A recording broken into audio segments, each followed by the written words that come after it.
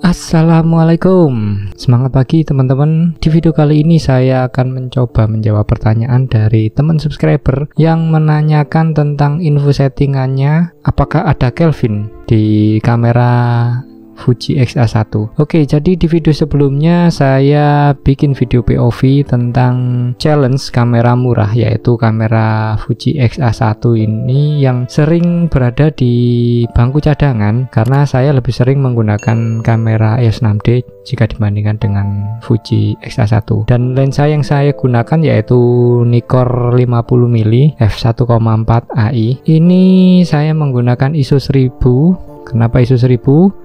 Alasannya yaitu agar bisa mendapatkan DR400, karena dengan DR400 itu kita bisa mendapatkan high dynamic range ataupun rentang antara shadow dan highlight itu bisa lebih luas. Jadi area shadow bisa terekam, area highlight juga masih bisa mendapatkan detailnya. DR400 ini kalau di kamera Canon yaitu D+, istilahnya kayak gitulah. Cuman jeleknya yaitu ini harus menggunakan ISO di atas 800 ketika kita gunakan ISO di bawahnya. Nah, teman-teman bisa melihat dia langsung berubah ke DR200.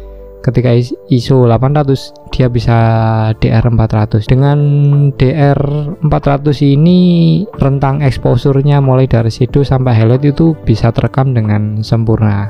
Tapi yang pasti kita harus tahu juga seberapa rentang luasnya, kita juga harus tahu. Ini shutter speed saya gunakan 80. Ini diafragmanya nggak ada, ataupun ini garis-garis 3 ini karena saya menggunakan lensa manual, jadi nggak ada exif-nya. Kita coba untuk melihat. Nah, ini teman-teman bisa melihat lebih jelas lagi pakai DR400 large dengan 3:2 rasionya, ISO 1000 1/80.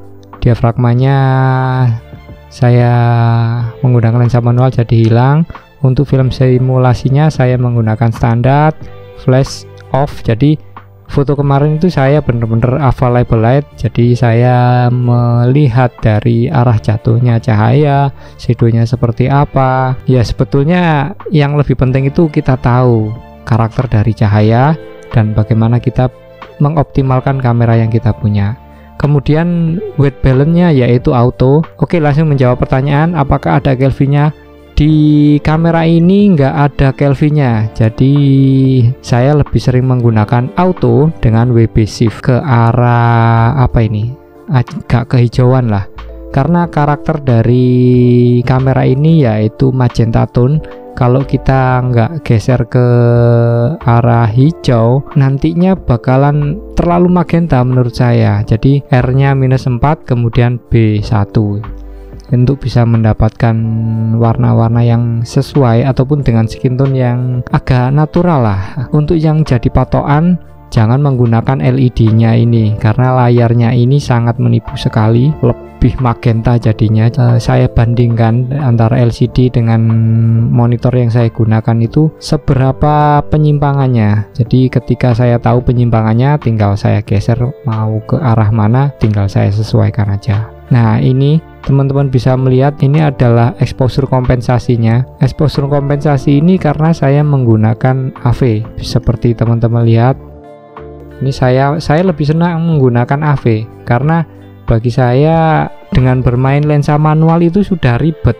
Masih harus berpikir tentang exposure itu kayaknya ya, karena kamera sudah pinter sih, jadi saya lebih memilih untuk menggunakan aperture priority ataupun ya semi auto lah. Untuk seberapa banyaknya exposure kompensasinya itu tergantung dari kondisi di TKP. Kalau di indoor ini, nah ini teman-teman bisa melihat ini plus 1/3 ini. Nah, ini teman-teman bisa melihat plus 1/3 ini ndak over ini karena DR-nya sudah kita set di 400. Jadi area highlight masih aman, area shadow tentunya lebih aman lagi. Oke, itu tadi settingan yang saya gunakan. Oke, selanjutnya akan saya tunjukkan dari quick menu ini apa saja yang saya rubah. Oke, ini pasti manual fokus karena saya menggunakan lensa manual, pasti ini manual fokus, dan dengan kita merubah di manual fokus itu nantinya kita bisa menggunakan fitur packing ataupun manual focus assist. Oke, selanjutnya yaitu ISO.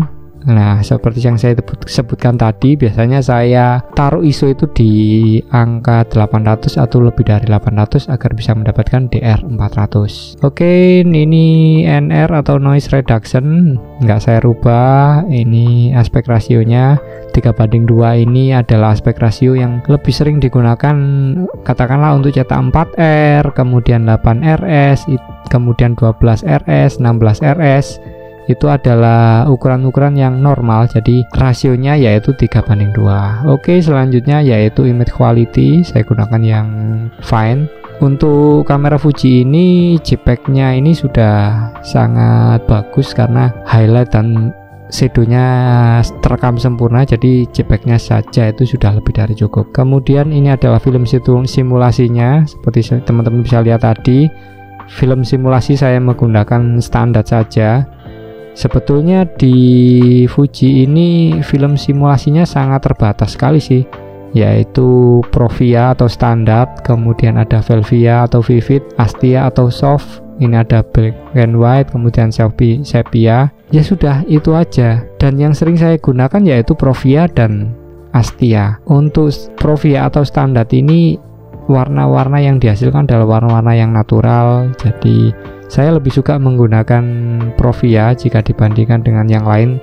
Ya, meskipun terkadang saya juga menggunakan Astia ataupun soft ketika saya butuh foto ini setengah matang ataupun agak matang, saya gunakan Astia. Sangat saya sesuaikan dengan kebutuhan, nantinya akan saya gunakan seperti apa ataupun saya olah seperti apa. Oke, jadi saya lebih suka menggunakan standar. Kemudian, nah ini yang terpenting, ini adalah ramuannya. Bagaimana foto itu bisa sesuai dengan keinginan kita. Kalau di kamera Canon itu ada kontras, ada saturasi, ada color tone. Namun di Fuji hanya ada highlight tone, kemudian ada shadow tone, kemudian ada color. Nah, di sini untuk mencari kontras kita tinggal meramu saja.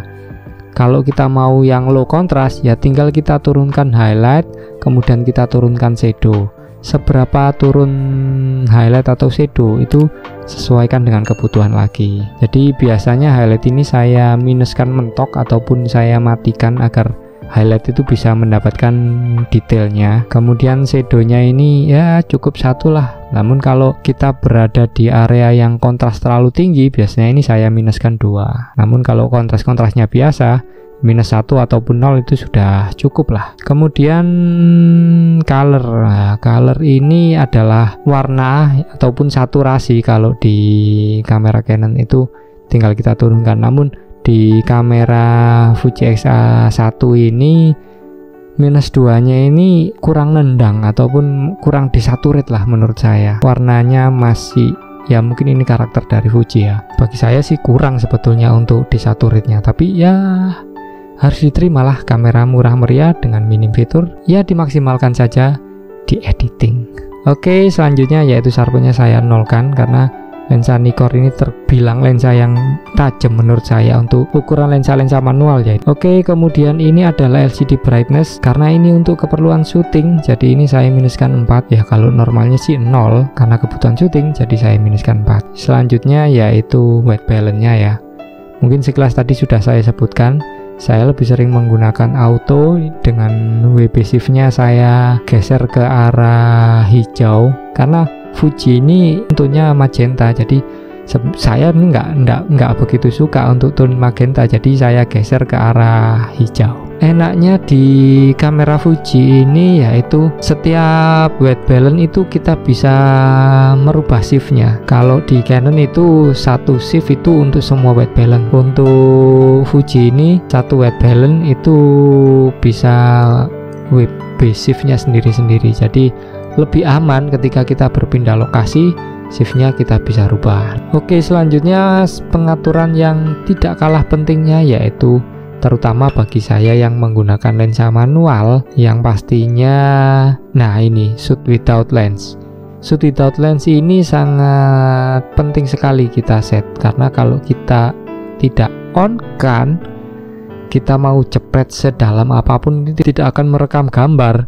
Namun ketika kita sudah on kan shoot without lens, nah, Ya, ini baru bisa menghasilkan ataupun mengcapture gambar. Kalau tidak kita rubah pengaturan itu, ya sampai kapanpun kita tidak akan bisa merekam ataupun bisa memfotonya. Selanjutnya yaitu ini yang sangat penting, yaitu picking. Picking ini adalah area teman-teman bisa melihat untuk area fokusnya itu ada. Kalau ini saya memang set jadi warnanya putih, jadi akan ada warna putih yang menyelimuti area yang sudah fokus ataupun yang menurut kamera ini fokus. Picking ini sangat membantu untuk kita yang bermain menggunakan lensa manual. Bagi saya picking ini juga kita harus hafal dari karakter kameranya. Kalau saya sendiri lebih suka yaitu foto yang di zoom.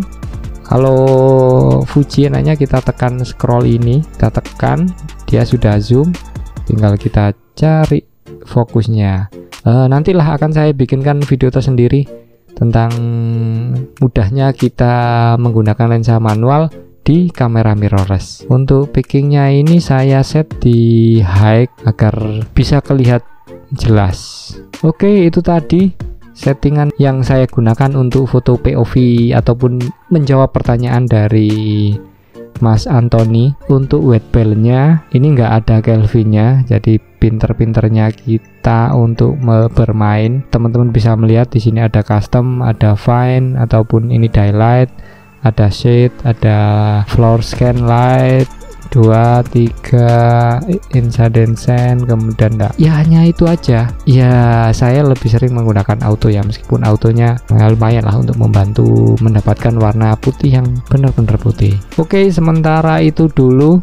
Kalau teman-teman ada pertanyaan atau mau video apa yang nantinya akan saya bikin, oh ya, nantinya akan saya bikinkan video editingnya kali ya. Gimana proses editingnya, saya foto-foto yang POV kemarin bisa mendapatkan dari foto-foto yang seperti ini, bisa mendapatkan foto yang lebih istimewa. Jadi bagi teman-teman yang belum subscribe, silahkan di subscribe ya, untuk bisa mendapatkan notif video-video terbaru yang pastinya video-videonya akan bermanfaat. Oke, sementara itu dulu. Jadi bagi saya, mau pakai kamera apapun, mau menggunakan lensa apapun, ketika kita sudah memahami tentang cahaya, memahami tentang kamera, ataupun yang paling penting sih sebetulnya yaitu komposisi dan feeling sih, ataupun mood yang ingin kita buat di foto. Ya intinya sih